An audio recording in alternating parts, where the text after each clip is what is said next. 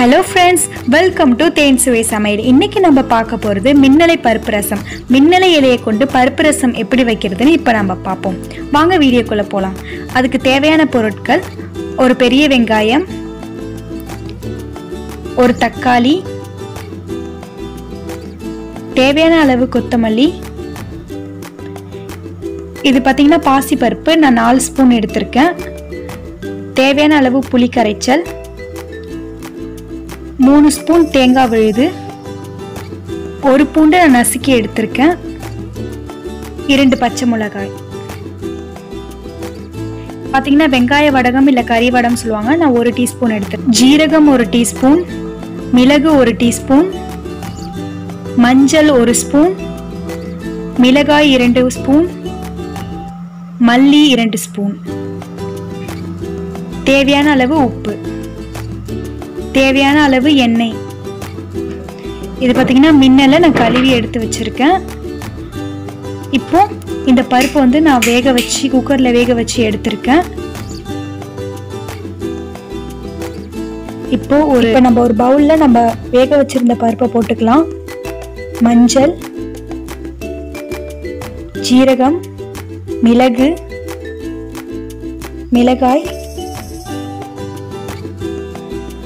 அப்புறம் பச்சை மிளகாய் நல்லா பிசைஞ்சு விட்டுக்கோங்க. நம்ம ஸ்பூனை வச்சு செய்யறதை விட நம்ம கையால் பிசைஞ்சு விட்டா நல்லா ரசம் நல்லா மணமாக இருக்கும். வெங்காயம்,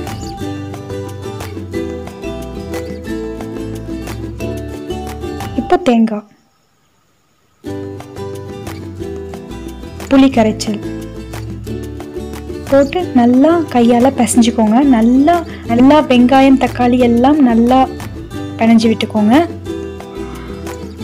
இப்போ அதில் நம்ம தேவையான அளவு தண்ணி ஊற்றிக்கலாம். நான் வந்து 4 டம்ளர் தண்ணி ஊற்றிருக்கேன். நீங்கள் உங்களுக்கு தேவையான அளவு ஊற்றிக்கலாம். தண்ணி ஊற்றினதுக்கப்புறம் தேவையான அளவு உப்பு போட்டு நல்லா பிணைஞ்சு விட்டுக்கோங்க. இப்போ ஒரு அலுமினியம் பாத்திரம் வச்சுக்கோங்க. அதில் எண்ணெய் விட்டு எண்ணெய் நல்லா சூடு வந்ததுக்கப்புறம் கறிவடம் சேர்த்துக்கோங்க. சேர்த்து கறிவடம் நல்லா எண்ணெயில் பொரிஞ்சு வந்ததுக்கப்புறம் இப்போ பூண்டு, அப்புறம் மின்னலையை சேர்த்துக்கோங்க. மின்னலை வந்து நல்லா அந்த எண்ணெயோட நல்லா வதங்கணும். நல்லா வதங்கி சுருங்கி வர நிலையில வந்து நம்ம அடுத்தது போடலாம். நல்லா வதக்கிக்கோங்க. இப்போ பாருங்க, மின்னலை நல்லா வந்து சுருண்டு வந்துருச்சு. இப்போ நம்ம மிக்ஸ் பண்ணி வச்சிருந்ததை இதில் ஊற்றிக்கலாம். ஊற்றி நல்லா மிக்ஸ் பண்ணி விட்டுட்டு மூடி வச்சிருங்க. ஒரு 10 நிமிஷம் நல்லா கொதிக்கிட்டோம். ரொம்ப கொதிக்க விட வேணாம், ஒரு 10 நிமிஷம் போதும். கொதிச்சதுக்கப்புறம் திறந்து பாருங்க.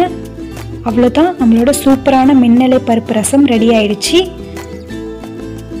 இதை மறக்காமல் ட்ரை பண்ணி பாருங்கள் ஃப்ரெண்ட்ஸ். ரொம்ப சுவையாக ரொம்ப டேஸ்ட்டாக இருக்கும். மின்னலை வந்து உடம்புக்கு ரொம்ப நல்லது. இப்போ பாருங்கள், அந்த கீரை வந்து நல்லா வெந்திருக்கு. இப்போ கடைசியாக மல்லி இலையை நம்ம தூவிக்கலாம். அவ்வளோதான், நம்ம இதுக்கப்புறம் சர்வ் பண்ணலாம். அவ்வளோதான் ஃப்ரெண்ட்ஸ், நம்மளோட சுவையான மின்னலை பருப்பு ரசம் ரெடி ஆயிடுச்சு.